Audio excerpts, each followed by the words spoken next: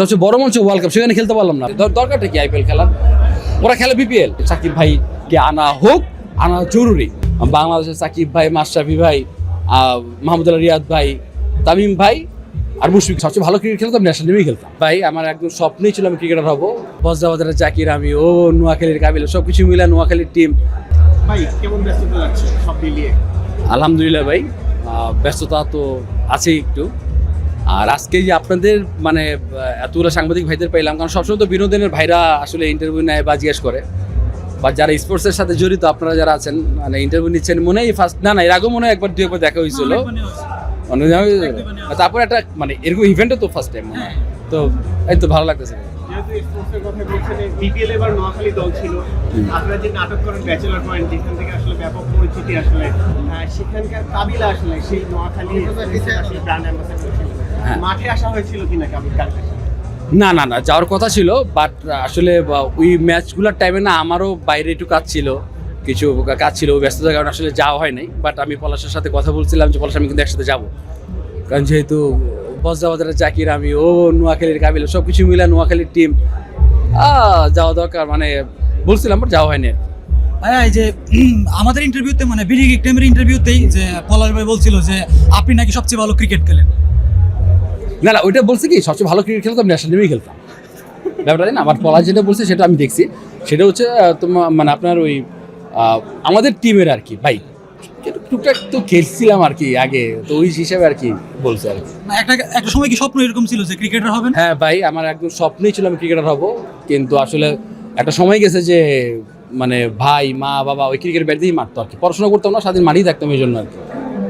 না এবার তো মানে পলাশ ভাই নোয়াখালীর ব্র্যান্ড অ্যাম্বাসেডর হয়েছে, তো আপনিও অনেক জনপ্রিয়, আপনার কি ইচ্ছা আছে কিনা?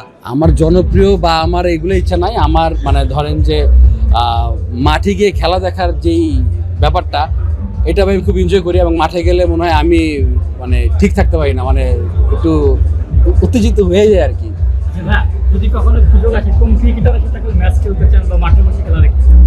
মানে আমি ছোটবেলা থেকে মানে জ্যাক ক্যালি, সাউথ আফ্রিকার অলরাউন্ডার যিনি, মানে উনার ফ্যান। তারপর আমি এবি ডেভিলিয়ার্সের ফ্যান।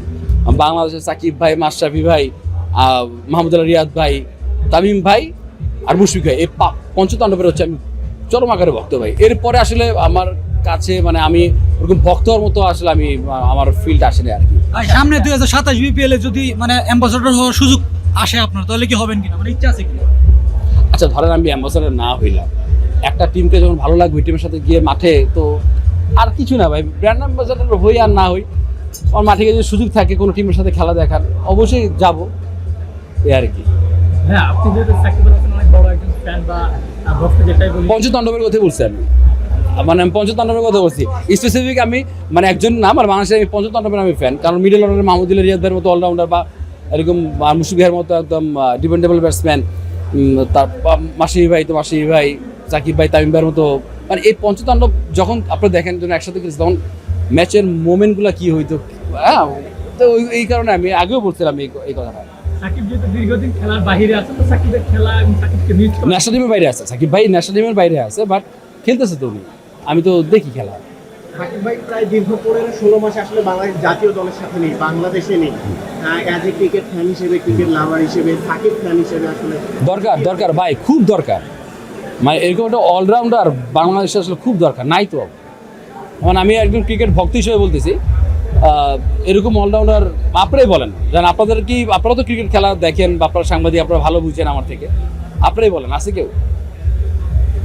গতকাল বোর্ড সভাপতি প্রেস কনফারেন্সে বলেছে সাকিব আল হাসানকে দলে নিতে চায়, দুটাতে খেলা দিতে, কিন্তু সাকিব আল হাসান নামে যে ভাই আমি তো বোর্ড টোট আমি বুঝি না। আমার বাংলাদেশ টিমের খেলা দেখতেই ভালো লাগে, বাংলাদেশের খেলা হইলেই আমি খেলা দেখি, সেটা শুটিংয়ে থাকি, যেখানেই থাকি আমি মোবাইলে, মানে টিভি না থাকলে আমি মোবাইলেই দেখি। সো মানে বোর্ড বা কে কি বললো না বললো, বাট দরকার ভাই, বাট বোর্ড সভাপতি বা কে পরিচালক কি হচ্ছে না হচ্ছে, আসলে এগুলো না মানে এখন এগুলো না টপিক হয়ে গেলে না খুব বাজে লাগে। মানে আমাদের ক্রিকেটের উপর না একটা এফেক্ট পড়ে, মনে হচ্ছে যে মানুষ মানে হাসি হয়ে যায়, হাসির পাত্র একটা এরকম একটা ব্যাপার কাজ করে আর কি। এবার ওয়ার্ল্ড কাপে তো বাংলাদেশ আসলে খেলছে না, এবার ওয়ার্ল্ড কাপে তো মন খারাপ হয় কিনা যে আসলে বিশ্বকাপের মতো একটা মঞ্চে বাংলাদেশকে দেখতে পাবেন না? স্বাভাবিক মন খারাপ হবে না ভাই? আমি শুধু বিপিএল নিয়ে পড়ে থাকবো? সবচেয়ে বড় মঞ্চ ওয়ার্ল্ড কাপ, সেখানে খেলতে পারলাম না, বাট আমি কি করলাম না করলাম সেটা তো ইম্পর্টেন্ট না। মানে হ্যাঁ, কিন্তু এটা মানে সত্যি যে সবার আগে তো আমাদের দেশ ভাই, আমাদের দেশের প্লেয়ার। আজকে কোনো প্লেয়ারকে অপমান করা মানে আমাদের ক্রিকেট বোর্ড মানে বাংলাদেশটাকে অপমান করা। তো ওই হিসাবে আসলে যেহেতু ঝামেলাটা হয়েছে, এখন দেখি ভাই আসলে এগুলো তো আমি আর মানে আমি তো বোর্ড না বা আমি আইসিসি কেউ না, বাট আমার কাছে মনে হয়েছে যে আসলে সব কিছু ছাপায় যদি একটা ভালো রেজাল্ট যদি মানে আনতে পারতো, তাহলে আসলে ওই ইটের জবাব পাথর দিয়ে দেয় না, ওইরকম হইতো আর কি। আমার কাছে এটা মনে হয়েছে, বাট মুস্তাফিজ আইপিএলে খেলতে পারেনি আসলে, দরকারই না ভাই। ভাই অনেক প্লেয়ার তো খেলে না আইপিএল, আমাদের দেশের প্লেয়ার খেলবে না আইপিএল। ওরা বরং ধরেন যে আমাদের মানে প্লেয়ারদের নষ্ট করে আর কি। আমার কাছে মনে হয় এরকম যে দরকারটা কি আইপিএল খেলার? ওরা খেলে বিপিএল, আমরা খেলবো না আইপিএল। ওরা বিপিএল খেলতে ওরা বিপিএল আসবে না, আমাদের বিপিএল কি মানে ছোট মঞ্চ নাকি? এটা তো অনেক বড় মঞ্চ। তো আপনারা আসেন খেলেন আমাদের বিপিএল, তা আমরা খেলাম না আইপিএল। মানে ওরা যদি আইপিএল না খেলে আমরা খেলাম না বিপিএল, মানে আমরা খেলাম না আইপিএল। ভাই আপনার ঝামেলা আছে, আপনি ওই এত সুন্দর আলোচনার মধ্যে আপনার লামের কথা বলতে হলো, মানে কইতে হইলো। ভাই সাকিব ইস্যু নিয়ে আর একটা কোশ্চেন করবো। গতকাল আমরা দেখেছি বোর্ড সভা শেষে বিসিবি পরিচালকরা বলেছেন সাকিব আল হাসানের জন্য আসলে পজিটিভ একটা ভাইব। সাকিব আল হাসান এখন বাংলাদেশের জার্সিতে হোম অ্যাওয়ে সিরিজ খেলতে পারবে। আগে যেটা লাস্ট 16-17 মাস আমরা দেখেছি বাধা বিপত্তি নানা কথা ছিল, এখন আসলে এই বিষয়টা আসলে আপনি কিভাবে দেখছেন অ্যাজ এ ক্রিকেট? আমি ক্রিকেটের স্বার্থে আমি চাই সাকিব ভাইকে, মানে এটা এখন আমাকে যদি অনেকে মানে আমি বারবার বলতেছি এটা ক্রিকেটের স্বার্থে। কারণ এখন তো ভাই দেশের মানুষ তো মানে একটা কিছু বললে অনেকেই হয়তো নেগেটিভভাবে বলবে, অনেকে দালাল শব্দটা বলবে বা এইটা সেটা বলবে, সরাসরি বলতে পারে আমাকে। বাট আমি বারবার বলতেছি ক্রিকেটের স্বার্থে, আমাদের দেশের ক্রিকেটের স্বার্থে সাকিব ভাইকে আসলে আমরা লাল সবুজের জার্সিতে দেখতে চাই, আমি দেখতে চাই অ্যাজ এ ক্রিকেটার। সাকিবের এই 15-16 মাসটা যে ক্ষতি হইল আসলে এইটা এখন কিভাবে পুষিয়ে দিবে? যে সাকিব আগের অবস্থাতেই আছে, সাকিব খেলছে, এখন বলছে যে এনওসি দিব হ্যান্ড দিব। সাকিব কিন্তু এতদিন বিশ্ব গ্লোবাল টি20 সবই খেলছে, এখন এসে বলছে যে এনওসি দিব বা খেলানো হবে। এই 16টা মাস তাহলে 17টা মাস বিসিবি তাকে কিভাবে ফিরিয়ে দিবে? হয়তো ভাই পরিস্থিতি আসলে ওরকম ছিল না হয়তো অনুকূলে, তো দ্যাটস ওয়াই হয়তো ওরকম মানে হয়েছে আর কি, বুঝছেন না ভাই? এটা আপনারাও জানেন, আমিও জানি, সবাই বুঝে। সো এই কোশ্চেনগুলো আসলে মানে এর মধ্যে পরিস্থিতি কি হঠাৎ করে স্বাভাবিক হয়ে গেল? আমি পরিস্থিতি বুঝি না ভাই, আমি বারবার বলছি আমি ক্রিকেটের সাথে কথা বলছি ভাই, বুঝছেন না? আপনি কিন্তু দেশটা এখন ভাবেন না, আমিও দেশটা তো আসলে ভাই আমার ঘরে খাবার না থাকলে দেশের মানুষ তো খাবার দিয়ে যাবে না, দেশ এসে দিয়ে যাবে না। সো এত ভাবা কিছু না, আমি ক্রিকেটের সাথে বলতেছি যে সাকিব ভাইকে আনা হোক, আনা জরুরি। সাকিব ভাই যদি 1 বছর খেলে যায়, 1 বছর খেলে যাক। আর একটা বিষয়ে কোশ্চেন করবো ভাই, রিসেন্টলি আমরা দেখেছি বিসিবির একজন পরিচালক, বিসিবির অভিভাবক ভাই আপনি যেমন বিসিবি করতেছেন, মনে হয় যে আমি বিসিবির কোনো কর্মকর্তা। লাস্ট এইটাই যে তামিম ইকবালকে আসলে দালাল বলে আখ্যায়িত করেছে। বাট আমি আবার যদি পরিচয়ের কথা শুনে উনি নাকি এটা মেনশনই করে নাই, আপনি কার কথা বিশ্বাস করবেন? এই জন্য ভাই কোনো মন্তব্য না যাওয়াই ভালো। এখন কে কাকে দালাল বসছে, পরিচালক বলতেছে যে না উনি বলে নাই, বা তাহলে ভাই আসলে এখন কে কাকে বলছে আমি তো বুঝি না ভাই এগুলা। তো আসলে যদি উনি ডিরেক্ট বলতো বা একটা কিছু, কারণ আমি তামিম ভাইকে পছন্দ করি, অ্যাজ এ ক্রিকেটার হিসেবে খুব পছন্দ করি। তো ওনার মতো ওপেনার আসলে বাংলাদেশে এখনও হয় নাই, আসে নাই। তো ওইটা যদি বলে থাকতো তাহলে হয়তো আমিও প্রতিবাদ করতাম, কারণ ডিরেক্ট উনি বলে না, আমি যারা কি মানে বুঝছেন না ভাই? আরে আজকে প্রোগ্রাম নিয়ে কথা বলেন, আমার বন্ধুর প্রোগ্রাম। বাংলাদেশের মেয়েদের মিরাজকে সাকিব আল হাসান বলা হয়, মানে দ্বিতীয় সাকিব আল হাসান। না, এটা কম্পেয়ার করা ভুল হবে।